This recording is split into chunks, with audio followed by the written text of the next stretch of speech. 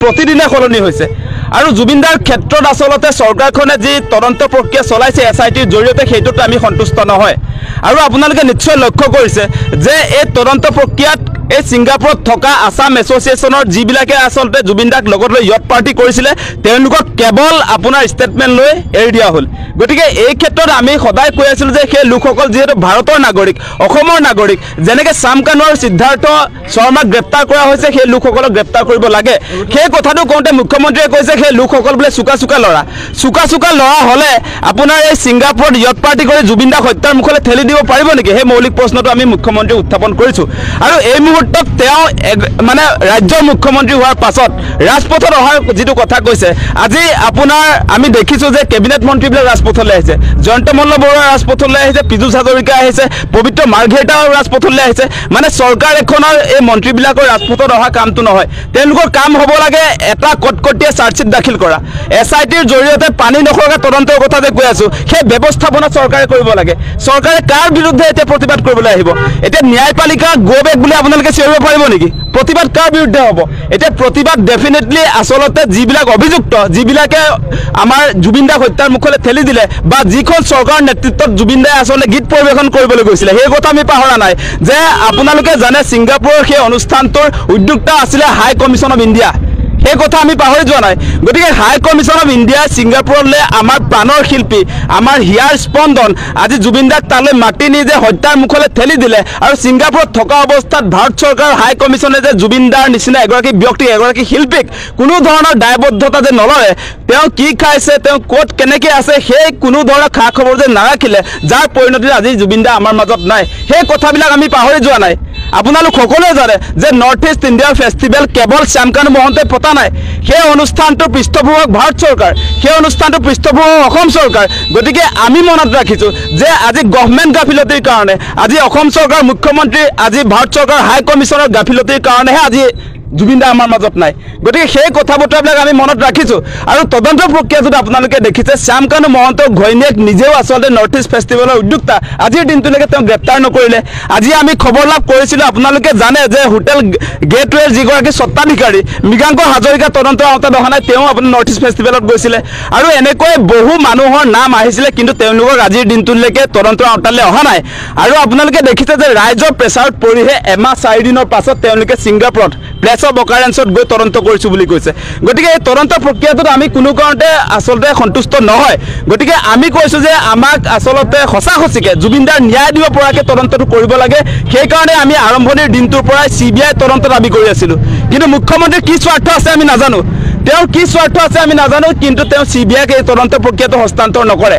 গতিকে এই তদন্ত প্ৰক্ৰিয়াটোত আপোনালোকে দেখিছে যে এসআইটিয়ে সিল কৰা শ্যাম কানু মহন্তৰ ঘৰ তলা খুলি তেওঁৰ ঘৈণীয়েকে তাত ৰাতি বসবাস কৰিব পাৰে তাত থাকিব পাৰে শুব পাৰে সেইটো কেনেকুৱা তদন্ত সেই কথা আপোনালোকে বিবেচনা কৰি চাওক গতিকে সেই কাৰণে তদন্ত প্ৰক্ৰিয়াটো গাফিলতি যে আমি দেখিছো সেই কাৰণে মুখ্যমন্ত্ৰীয়ে এতিয়া তদন্ত প্ৰক্ৰিয়াটো যে অলপমান আপোনাৰ দুৰ্বল হৈছে বহুত দুৰ্বল হৈছে সেই দুৰ্বলতাৰ কাৰণে নিজে ৰাজপথলৈ আহিম বুলি কৈছে গতিকে তেওঁ ৰাজপথলৈ আহিব পাৰিলেহেঁতেন যদি সিবিআইক তদন্তৰ দায়িত্বটো দিয়া হ'লে এতিয়া তেওঁ নিজৰ বিৰুদ্ধে এতিয়া ৰাজপথলৈ আহিব নেকি তেওঁ সেই কথাটো আমাক বুজাই দিব লাগে প্ৰথমতে যে তেওঁ যে আপোনাৰ নিজে এসআইটি গঠন কৰিব নিজে ৰাজপথলৈ আহিব কথা সেইটো কেনেকুৱা কথা ৰাইজক বিপথে পৰিচালিত কৰিবৰ কাৰণে নহয় জানো গতিকে আমি দেখিছো যে এই তেওঁলোকৰ যি ময়ূ জুবিন সেইটো কমতি ধৃষ্টতা কৰিছে নেকি প্ৰথমতে আপোনালোকে দেখিছে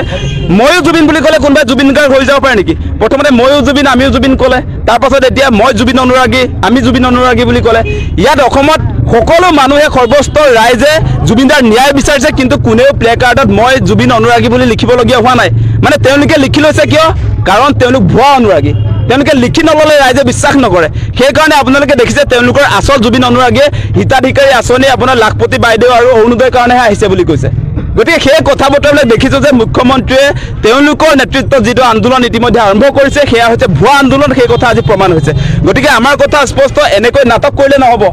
নাটক আমাক নালাগে উচিত তদন্ত লাগে আৰু জুবিনদাৰ ন্যায় হ'ব লাগে সেই কথাটো আমাৰ কথা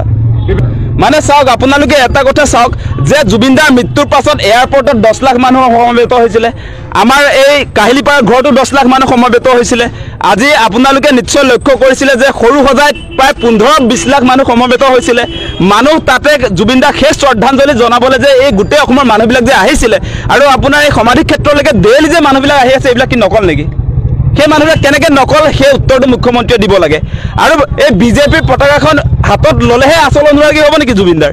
মানে বিজেপিৰ পতাকাটোৱে প্ৰমাণ কৰিব মই জুবিনদাৰ আচল অনুৰাগী হয় নে নহয় মানে সেই কথা আসলতে অসমবাসী ৰাইজৰ ওপৰত তেওঁলোকে যি ধৰণৰ এই কথাটো কৈছে নহয় সেইটো অত্যন্ত দুৰ্ভাগ্যজনক আৰু তেওঁলোকে ইতিমধ্যে আপোনালোকে দেখিছে সেই কাৰণে আজি আপোনাৰ তেওঁলোকে যে নাটক কৰিবলৈ ৰাস্তালৈ আহিছে সেই কথা তাত উপস্থিত থকা প্ৰতিবাদ কৰিবলৈ অহা আমাৰ যিবিলাক মহিলা মানুহ তেওঁলোকেও কৈছে তেওঁলোকো অসন্তুষ্ট আজি যে তেওঁলোকে আমাক ব্লেকমেইল কৰি আনিছে বুলি কৈছে অৰুণোদয় মিটিং বুলি আপোনাৰ জুবিনদাৰ আচল অনুৰাগী বুলি শ্লোগান দিবলৈ দিছে তাতকৈ দুৰ্ভাগ্যজনক কথা তাতকৈ অন্যায় কথা হ'ব পাৰে নেকি জুবিনদাৰ ক্ষেত্ৰত জুবিনদাৰ অসমৰ সকলোৰে ইয়াত আছে ইয়াত কলিজাত আছে গতিকে জুবিনদাৰ ক্ষেত্ৰত এনেকৈ নাটক কৰিলে সেই নাটক উফৰি যাব জুবিনদা পলিটিক্সৰ ঊৰ্ধত জুবিনদাক লৈ কোনোবাই যদি ৰাজনৈতিক হাতিয়াৰ হিচাপে ব্যৱহাৰ কৰিম বুলি ভাবিছে তেওঁলোক উফৰি যাব সেই কথাটো স্পষ্ট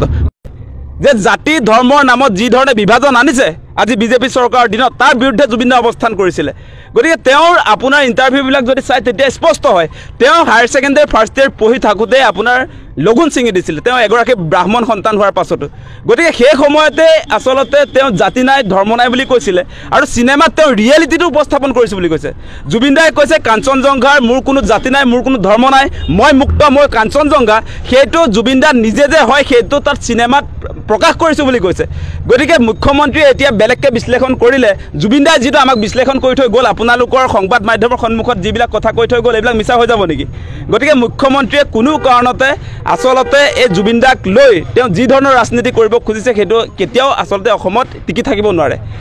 বিশেষকৈ জুবিনদাৰ ক্ষেত্ৰত যিগৰাকী ব্যক্তিয়ে জীৱন্ত কালতে বৰ অসমৰ সপোন দেখিছিলে সকলো মানুহৰ একতা বিচাৰিছিলে তেওঁ জাত পাতৰ মাজত বিভাজনটো নিবিচাৰিছিলে আমি সকলোৱে একলগ বুলি কৈছিলে একতাৰ কথাই কৈছিলে তেওঁ গোটেই জীৱন জুৰি গতিকে সেই মানুহজনৰ যিটো আদৰ্শ যি মানুহজনৰ সপোন সেইটো ধ্বংস কৰিবলৈ হিমন্ত বিশ্ব শৰ্মা ওলালে সেইটো কোনোবাই বিশ্বাস কৰিব নেকি নহ'ব সেই কথা স্পষ্ট আমি জুবিনদাৰ মতে চলিম আজি মুখ্যমন্ত্ৰীৰ মতে আমি চলিব নোৱাৰোঁ তেওঁ বিভিন্ন সময়ত জুবিনদাৰ যিটো সত্তা যিটো আদৰ্শ সেইটো নমাবলৈ চেষ্টা কৰিছে তল পেলাবলৈ চেষ্টা কৰিছে গতিকে জাতি ধৰ্মৰ ঊৰ্ধত থকা এগৰাকী ব্যক্তি এগৰাকী মহান ব্যক্তিক তেওঁ তললৈ নমাবৰ কাৰণে যি ধৰণে চেষ্টা কৰিছে সেইটো কোনো কাৰণে গ্ৰহণীয় নহয় সেই কথাটো স্পষ্ট